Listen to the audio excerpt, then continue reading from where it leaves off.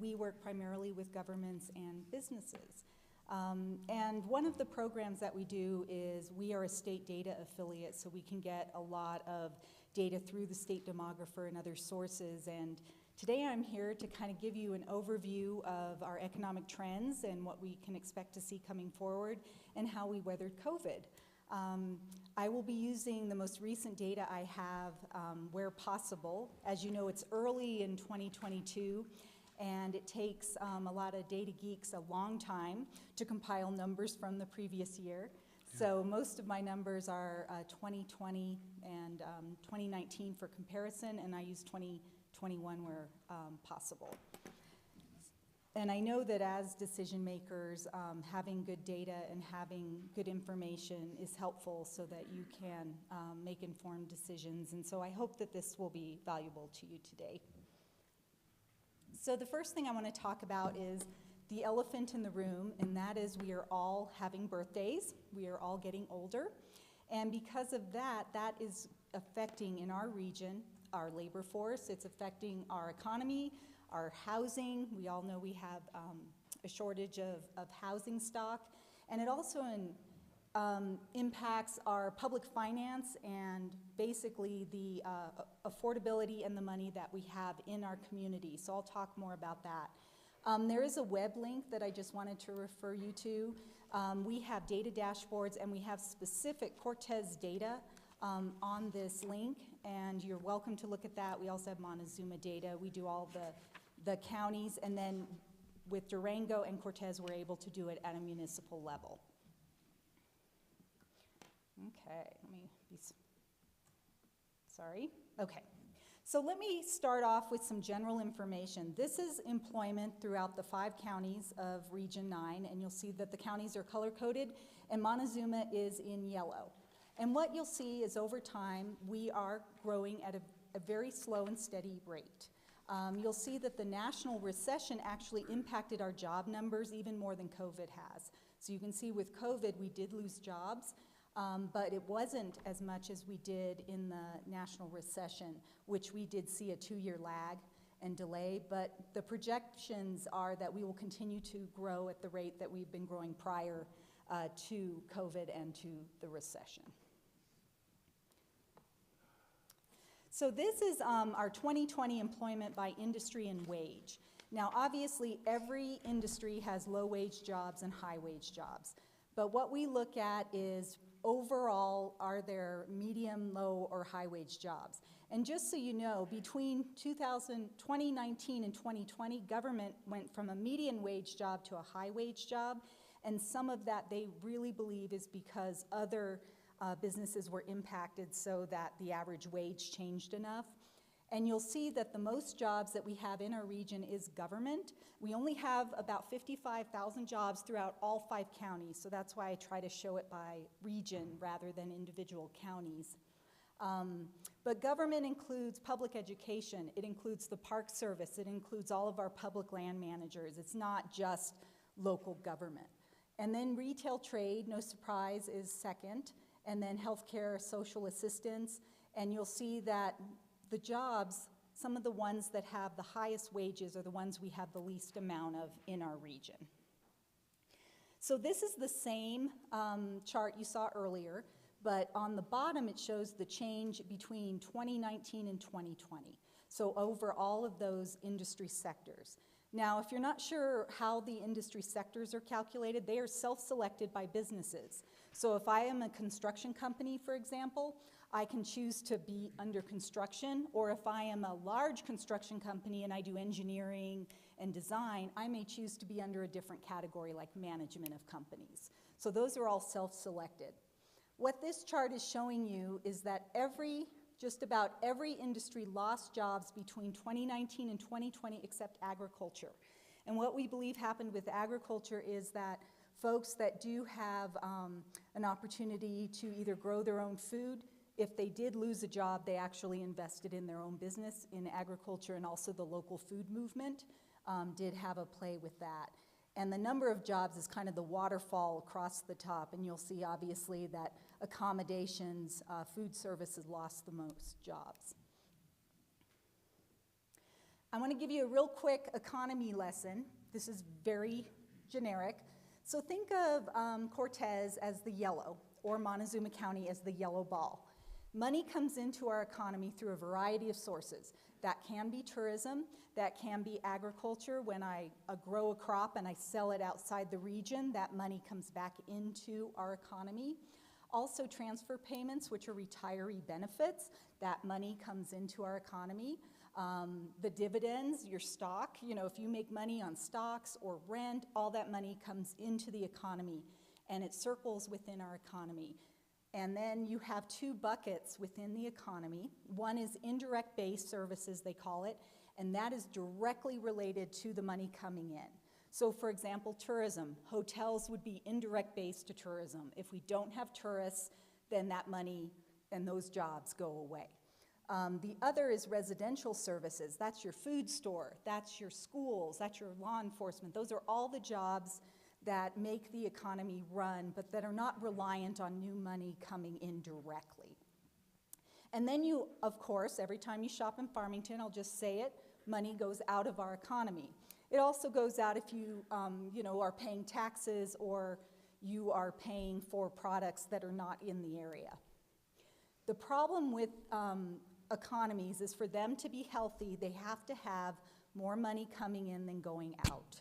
So you don't necessarily have to grow, you have to keep your money from leaking out of your economy. So every time you spend money outside of your economy, we need more money coming in order to keep those jobs and keep our economy going. Okay, that's enough of that.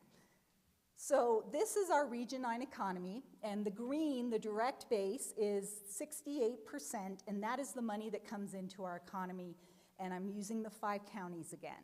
That's healthy. We have money coming in. As you know, we get tourism. We have a lot of money that comes into our economy through retirees, things like that. The 11% is the indirect, so they are directly related to the tourism, to the agriculture, to all the money coming in. And then residential services is 21%. I want to really stress that the residential services are the most important jobs in an economy. And in the since COVID, between 19 and 20, that has declined by 2%. Those are our teachers, those are our law enforcement, those are our business owners, all of that. Without those jobs, we do not become attractive for people to visit. We do not become an attractive community for folks to want to be and spend time. So that's just something I want to highlight.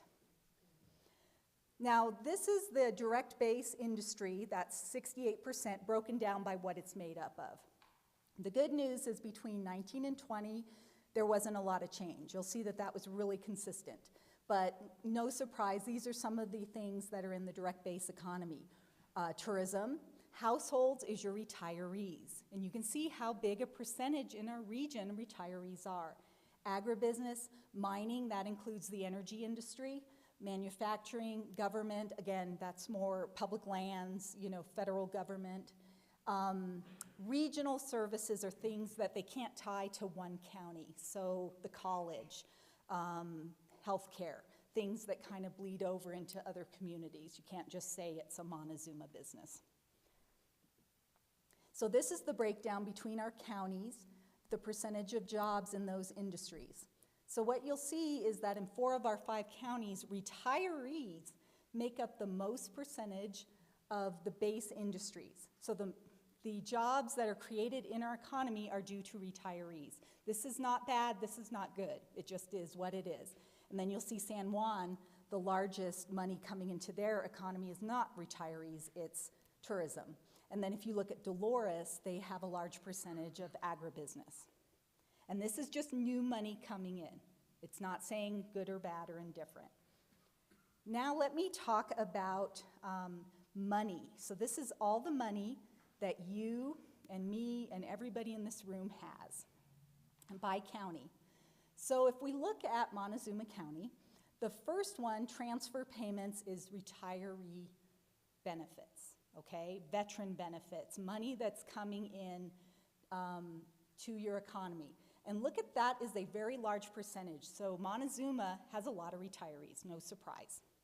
But all the income in the county, 20% comes from that source.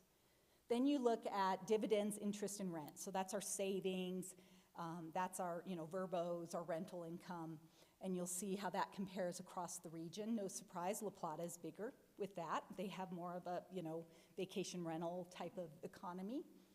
And then you'll see that employment is blue. What is interesting, and this shows why we have a worker shortage, half of all the money or less in all of our counties comes from jobs. That's why we have a worker shortage. So half of our economy is not coming from people going to work every day. Let me explain the residency adjustment. If you look at La Plata, it's a -1. That is commuters. So for example, I live in Montezuma. I go to La Plata for my job. I take all that money back to Montezuma. La Plata is losing 1% of their income to people that don't live there, that are working there. And Montezuma is gaining because they have 6% of their workforce working in La Plata and bringing that money back. This usually you want it to be 0, so people that are commuting in and out, it's kind of a, it sort of evens out. But what you see is it's showing La Plata is not as affordable. We all know that. People can't afford to live there, but they're still working there and they're taking their money home.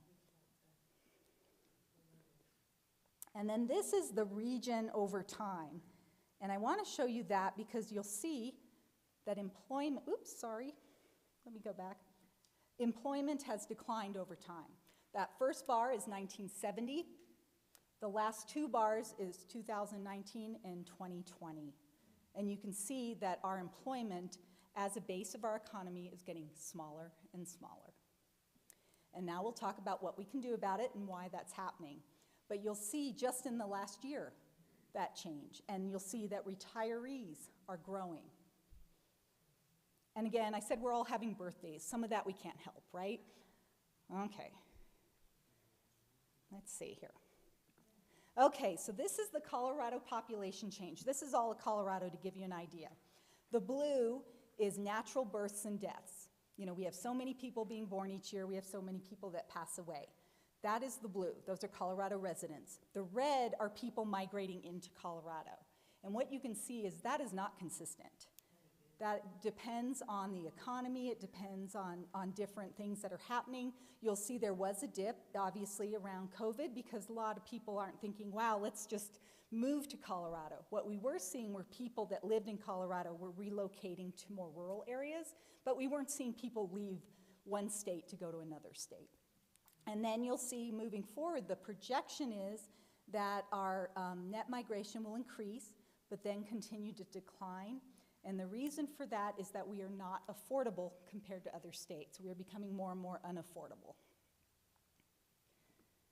So this is the population cohorts. I won't ask you to raise your hand and tell me which one you're in, but we have the Gen Z, Gen X, baby boomers, etc. I want to point out 4 things. One, the top number of folks in age in our communities is blue, looks about to be the 20, 22-year-olds, and the 68-year-olds. Those are our high points. What I want to point out about that is those 20, 22-year-olds, that's our college. If we didn't have Fort Lewis College, we would not have that increase in our young people. But the thing is, we are not keeping them. Look at our workforce. Look how much that goes down. That is an affordability issue when I talked about local residential services. And then look at our babies, our young people coming up. That's why we're going to have a workforce shortage. We were together for 2 years with COVID, and we did not have a baby boom. We are not going to have a baby boom. So we're not making as many babies. So we're not going to have future workers, and the parents of those babies are not staying in our community. This is older data, but it kind of shows you because we don't have a lot of the new census data.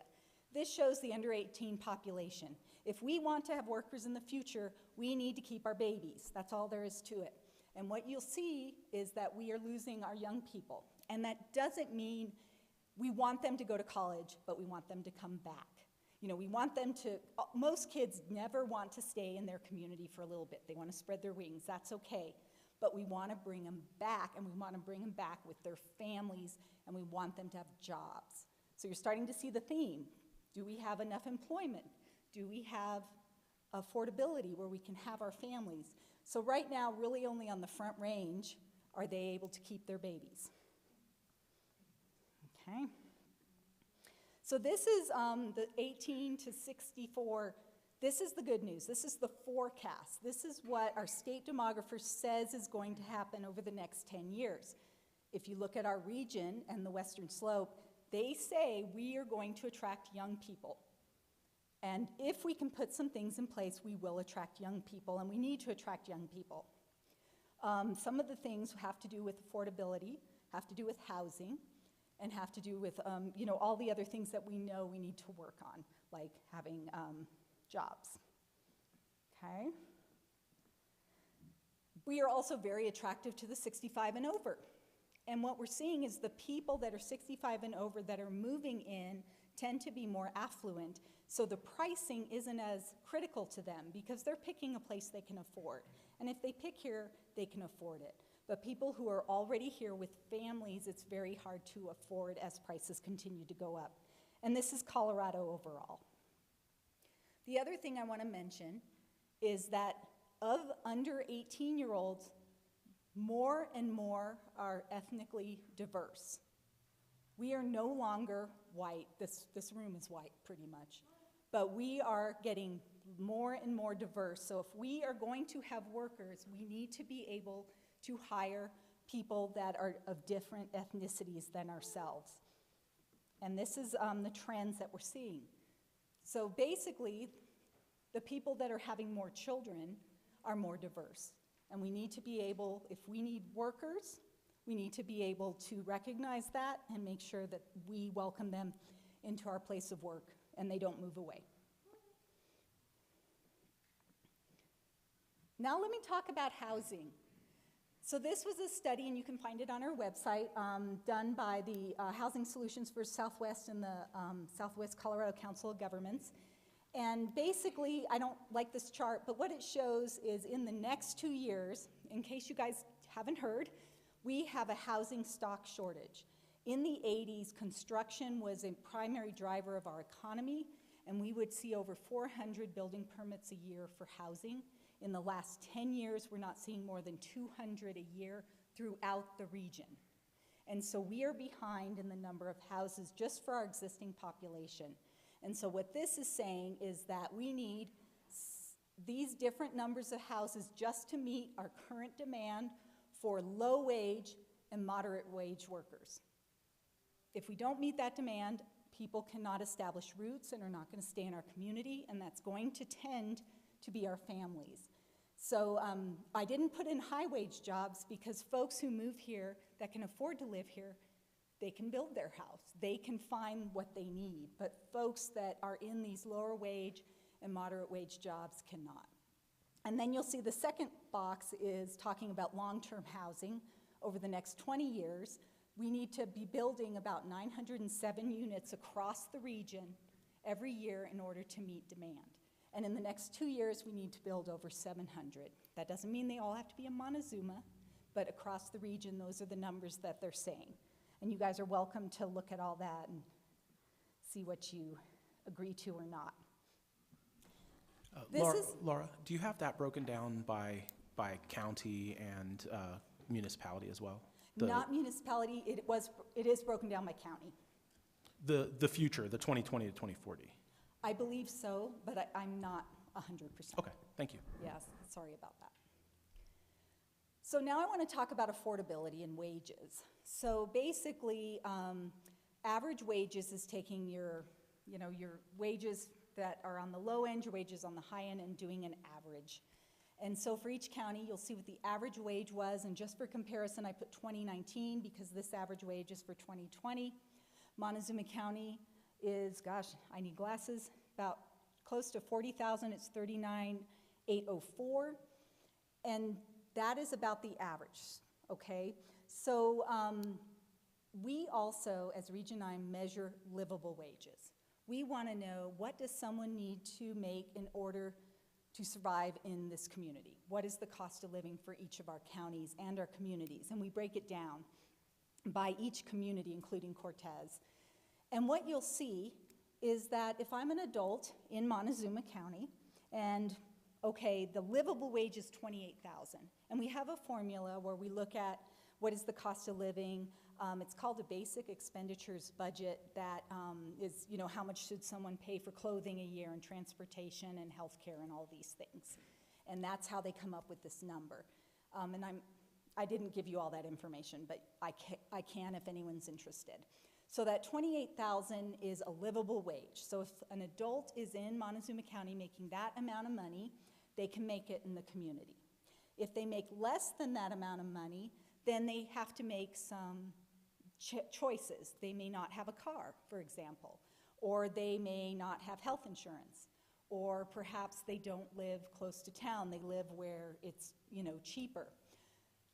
What you see here is that compared to the average wage, it's pretty affordable to be an adult in Montezuma County. But once you have children, you can see that our communities are not affordable because of the cost of having children. And that's what we're starting to see, where we're having a hard time keeping families. Because if I am a one-person wage earner and I have 2 children, I can't make it. If I am married and there's 2 wage earners, but maybe we're both minimum wage, I can't make it. So that is some of the repercussions based on looking at these things. And we track livable wages. We're currently updating that data. All I have right now is La Plata, and you'll see that was in the gold color, and that shows what our updated livable wage data is from last year to this year. And we will have that other county information soon. Now let me talk about housing. This is how housing fits in. We know housing skyrocketed this year. Horrible. Let's hope it settles down. But basically, we have median prices in 2020 on the left, and then this is 2021 data. So we do have median prices in every community. Let's say I live in Pagosa Springs and I want to buy a house. The median price is $524,000. Great. So I go into the bank. For me to get a loan, I have to have a qualifying income of $97,000 to even get a loan to buy a home. And then if you look at Pagosa, 90% of those families do not have that income. You saw the average wage, so they can't buy a home. How long are they going to stay in a community if they can't establish roots and buy a home? So you can see that for every community: Cortez, Dolores, Mancos. And so we try to track that because it's very important to realize that housing needs to focus on our families, because if we can't keep our families, we can't have our jobs, we can't have our workers, and it just kind of spirals from there. Okay, I'm just going to pull out one local residential service, so to speak, and that's teacher salaries. So what we did, these are average teacher salaries from the Colorado Department of Education. These have gone down over the last 2 years, mainly because longtime teachers are retiring, and we have younger, newer teachers, and they start at a lower salary. So this is the average. Not one district can that teacher afford to buy a home in any of our communities. And if they are single, they're not going to set up roots, they're not going to stay. So this is a way for us to just emphasize how important some of those things are related to affordability. Okay, sorry, I don't have this down apparently. Oh no. Okay, so then this, I just want to show you a little bit of COVID impact.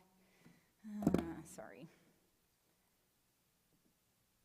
Okay, so this is the Cortez Airport recovery after COVID, and then Mesa Verde. You'll see that they obviously had a really bad year when things closed, and they are back not to their high point, but they've recovered, and the Cortez Airport is also on a good path.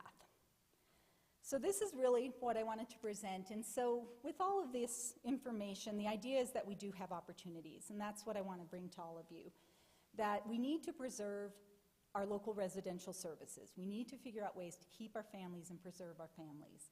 And we also need to attract and retain our youth, and that's going to look different. So we have a college that is bringing these young people. How do we actively keep them in our community? CSU, you saw the red in the front range. They have found that if they can offer their college students jobs out of college, 60% stay in that community. And you saw by that color coding, they're staying. So there's things that we could do as a region to do that. We need to also get more people in the workforce. We are going to have a workforce shortage just because we're not having enough young people being born. It has nothing to do with where they're living. So how can we get more people in the workforce that are not currently? Can we shore up some of our mental health, our substance treatment, so that folks can get back to work? That's one area that we can look at. And then for all of you who are retiring, how do we keep you? How do we keep you even part-time? I'll tell you, I don't want my husband home all the time, right? So when he retires, I want him to work, and how are we as employers willing to work with someone part-time, so many days a week, to keep them in the workforce? And then just remembering that we are going to see increased racial and ethnic diversity, and if those are our workers, are they going to be comfortable at our place of employment? Because we may need them. And then finally, teleworking. We are seeing, based on that forecast, that folks want to move to our area. But teleworking involves housing. Teleworking involves broadband. And it involves picking a community that's affordable. So those are things that we need to continue to look at and balance. So those are my recommendations and background for all of you in your decision making, and thank you very much for your service. And that's my contact information if anyone does need to reach out. Thank you so much. Thank you, Laura. We appreciate your giving this presentation. It gives us an idea what we have to look forward to in the future, and your statistics are very interesting and eye-opening. We appreciate your expertise in this area. Thank you. Thank you.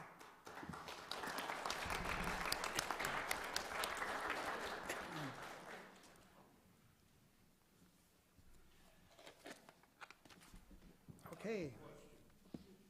How come you didn't have anything on any industry up there? How our industries slipped in this? Hold on. Did you want to speak, sir? Well, I just did. I mean, I'm asking, there's no. This is not a public. This is not a public comment section. We'll have a public comment in the regular agenda. Thank you. Go ahead, Laura. Thank you for your presentation. We'll have public comments at 7 o'clock at 7:30 in our regular agenda. Thank you, sir. Okay. Yeah, we'll discuss that. Okay. Next item on the agenda is a discussion on setting guidelines for public comments during city council meetings. Good evening, Drew. Did you have anything to add to this? Yeah, Mayor, Council, good evening. Good evening, everyone. I'm having a hard time getting my presentation to come up after Laura's there. Can we get a little bit of technical help here? I'm plugged in.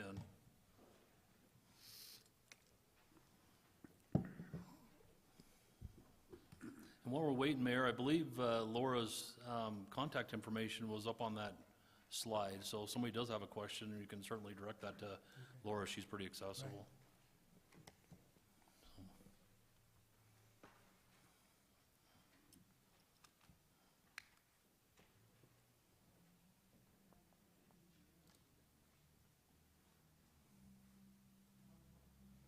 There we go, it's right there. Okay. All right, Mayor and Council, I've got a little bit of a presentation for you this evening to help perhaps lay the groundwork for this. Good, we got it on all three there. So what I wanted to discuss with you and provide you some information regarding public comments during public meetings and public hearings. And just to start this off and lay the groundwork, we're talking about two different things. Public meetings are in fact differently from a public hearing. So let's just go to the First Amendment framework. In 1939, Justice Robert stated in this mentioned case that streets, parks, and other public places have long been recognized as places of assembly and used for the purposes of communication, of communicating thoughts between citizens, discussing public questions, etc. These are known as traditional public forums, and just as a side note on this, if you go back to the 1900s, the Supreme Court was actually opposite of this, and it's kind of hard to believe, but that's true. So moving on, public meetings, however, for the purposes of like city council meetings, boards of trustee meetings, we have a lot of these different things in our community here, but these are typically considered limited or designated public forums. And what that essentially means is that they are called by a government for a specific purpose. Here's some guiding precedents, and I'm happy to share this with council if needed, but these are some good cases to look through in the Supreme Court of the United States. So let's talk about general limitations on government when it comes to the First Amendment. And these are some guidelines for us to consider as a government. Now, we may not limit the content of speech unless there's a demonstrable, compelling government interest. And what that essentially means is the old adage of, you can't yell fire in a crowded theater, can't yell bomb on an aircraft, those sort of things that would be outside of First Amendment protection. However, government may create time, place, and manner restrictions, and all three of those cases that I just shared with you discuss that in various formats. Then, any restrictions that are placed upon free speech must be narrowly tailored so that it's the least restrictive possible. Then also, and we do this, but we also need to provide alternate channels for free communication to occur, and there's a myriad of ways for us to for people to communicate with you as well as city staff. So let's talk about public hearings. Now, public hearings are what we're going to have tonight. We have some ordinances to pass. There will be a public hearing attached to each one of those, and those are called for a specific purpose. In those public hearings, there are some restrictions that we place on those, but it has to do with content, meaning you can't talk about, you have to stay on topic essentially. Now, we need to be careful with this because that has nothing to do with viewpoint on a given topic, just the content. So under a public hearing, you do need to stay on topic. And moving on. So when it comes to public meetings, and that is essentially what we'll have after this, the council meeting is considered an actual public meeting where time, place, and manner restrictions are permitted, and then the topic for this, but there is no restriction on content, so you can talk about anything in there. Time, place, and manner restrictions may include, and there are several of these, time limits. You can do that individually or overall and designate it a complete time. Restrictions on the number of speakers, pre-registrations, and various hybrid systems all in between. We need to make sure that we're responsibly accommodating public comment in open meetings, and need to make sure that we maintain alternate avenues of communication, as we talked about before, with like email, phone, et cetera, et cetera. Now, public comment rules, they need to be clear, accessible, and consistent, and we actually post those, and most governments do, on our actual agendas. Then in looking at this problem, there's many ways to allow for public comment. There's just no one single best practice. What essentially there is it's stylistic at that point, what works best for your community, for your government, for your constituents. On here, I've got a list of what some other West Slope communities are doing on this, and I think I provided this as part of the packet as well. But one we don't have on here is Montezuma County. We didn't just omit them.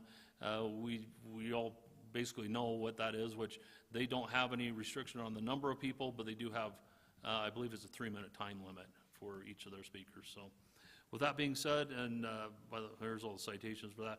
With that being said, I would turn it over to council to discuss whether or not our current system still works, or if we want to look at other alternative ways of allowing for public comment. Thank you, Drew. I appreciate your input for this. Council, do we have any ideas on what we would like to do for for our public comment section? You know, I'm fine, you know, getting rid of the limit of number of speakers, but I like the idea of the sign-up sheet and putting your name, address, and the topic, and then that way we can also see how many commenters there are. So if we need to reduce it from 4 minutes to 2 minutes to make sure we get through our agenda, that way we can kind of understand the time that it's going to take to hear public comments. Okay. One of the other things that I think could be helpful is something that Durango does, which is the email comments that are received by the city clerk no later than the Monday before a Tuesday meeting. I'm not sure if their meetings are Tuesday, but Monday before the meeting are delivered to council as well as being summarized in the meeting minutes.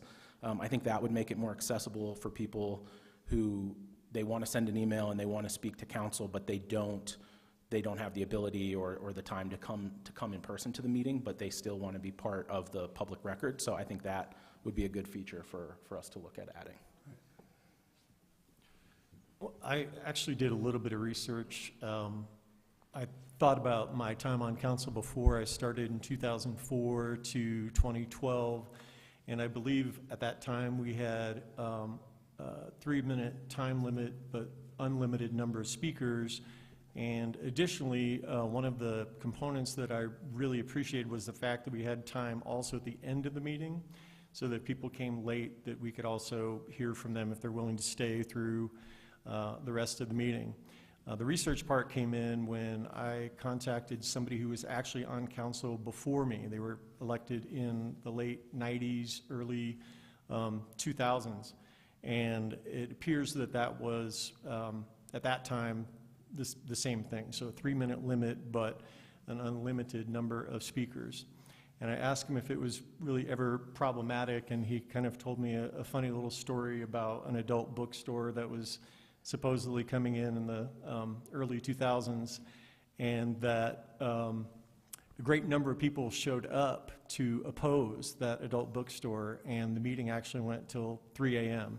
And I don't think that people on council, nor the people who are even coming to speak, would necessarily appreciate being here till 3 in the morning. So I do think that instances like that are pretty few and far between. I know at my time on council we saw very few, and we did have some very contentious council meetings. For example, when medical marijuana first came around, we had a lot of public input at those meetings, and they weren't onerously long, and again, they weren't that often. So from a historical perspective, that seemed to work, and I would advocate that that could work again. So what model is that? So 3-minute limit and unlimited speakers? Yeah, and then we actually had some time at the end for speakers as well. And that's just my experience, and in knowing that, for us, it did work. I was actually the person in charge as the mayor pro tem of the medical marijuana hearings, and so I can't recall a time where we were really, overextended in terms of the amount of time. Yeah, I would agree with Matt on that. I do think it would be beneficial for us to set aside an amount of time at the beginning, whether it's by number of speakers or just say a half an hour of public comment at the beginning, because we do need to get through the agenda, and I do want to make sure that the council is able to make good decisions. It's difficult to make decisions after you've been sitting in a public hearing for 4 hours. So I would like to provide a set amount of time as part of our agenda at the top, and then I'm perfectly open to unlimited comment at the end of the meeting. I do think it's important for us to hear from our community, and if that means we're here until 1 a.m., it means we're here until 1 a.m. I'd like to piggyback on what Councilmember Dobry said, and just to be cognizant of the people that are on the agenda, the staff that's on the agenda, so that they can be presenting their parts earlier in the evening, and they don't necessarily have to stick around. But I would agree that it can get long, and it can get to that point where it's harder to make more clear decisions when we're here till 1 in the morning, which we've definitely been here before till 1 in the morning. So But yeah, I would agree. Some sort of pre-setting for that first public comment and then more open at the end. And if we are here till 1, then at least it's us and it's not other staff that doesn't necessarily have to be here. I also agree with Rob and Mrs. Johnson. Worley, do you have any comments? I was going to say, piggyback off what Matt was saying. I've been counsel for a few years, and then they used to did have a chance in the beginning, and then also at the end. I mean, I remember the 2 presentation, and it was 3 minutes per person, and then everybody got to speak once or whatever. Then if somebody wanted to speak something, usually it was on the second time if they wanted to stay that late. But they did have the 3-minute time limit, and it had 2 chances of the public comment on that, so. Can I suggest then that like a half hour be that be the time allotted? Is that what you're thinking, Robert? Yeah, that's what I was thinking at the top of the meeting, and then unlimited time at the end of the meeting. Okay. That sounds reasonable. So I think. And I still like the Yeah, sign-up sheet if everyone else does. Okay. Yeah. Say that again? The sign-up sheet Yeah. beforehand. Yeah, I think the sign-up sheet is good. That kind of gives us an idea how much time we have to allot for the public comments at the beginning, and we can kind of prepare, for the comments at the end. But we get the work done that the city has to do with our agendas. I think that's a good addition, yeah. So we're just kind of formulating a plan for the future here tonight. We're setting the guidelines to be used in the future city council meetings. So tonight we'll have 6 people speaking for 4 minutes. Then we'll adjust it as we get together and make something permanent in terms of adding the sign-up sheet or extending it in the evening or after the agenda if it's required. Because it kind of comes in waves. Sometimes we'll have no public comments. Other times we'll have many, dozens of comments. So we have to prepare for ebbs and flows in terms of public comment. City Manager Sanders, do you think that you could have that ready for our next agenda later this month? Yeah, Okay. yeah. So, yeah, it wouldn't be a problem at all. I just need to get the specific design, so once dialogue's done, I'll kind of run by what I understand and what I think you're saying, and then if I can get the okay from the council, we'll have that prepared for next meeting. Okay, thank you. I just have one more question on the sign-up sheet. When would the person sign up for the sign-up sheet? I mean, if they come in late, they still got a chance to sign up for it, or? I don't know, how does it work at the school board? I've never been to one of those meetings, but they have that. For this, And then it's at the end? Okay. Okay. Okay, that sounds like a good plan. Okay.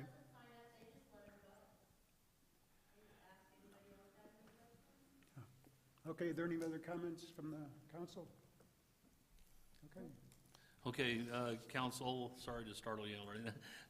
So if I understand it, we would use a sign-in sheet or a card of some sort. We will accept email comments and then summarize those in the minutes. We would use 3 minutes with unlimited number of people, up to 30 minutes at the start of the meeting. And then the second comment section at the end of the meeting would be unlimited time, and through all of this, you only speak once. Yep. That sounds reasonable to me. Council? We should probably include something about ceding your time to another speaker. Okay?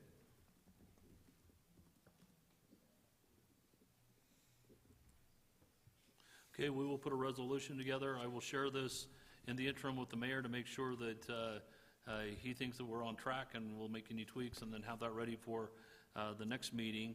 I believe that's the 22nd of March. Just so council knows, until that's passed, you don't need to remain with what we've got now. However, Mayor, as the chair, you can allow as many as you want anyway. You're chairing the meeting. Right. It depends on the situation. Right. Each session is different.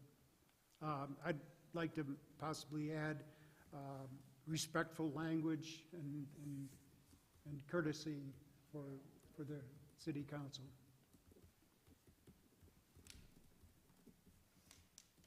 Okay, I can do that, council.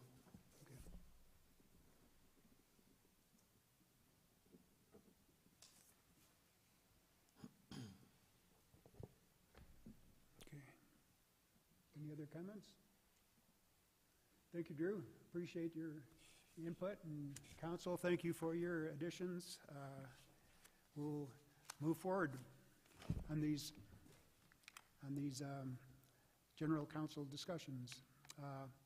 Okay, we'll move on to general council discussion. Does the council have anything they'd like to speak about this evening? Okay, we'll adjourn this meeting until 7:30, when we'll start our regular meeting. And so thank you for your attendance tonight, and we appreciate the community getting together and voicing your concerns and listening to the facts and what we need to do to move forward as a community. Thank you. Good night.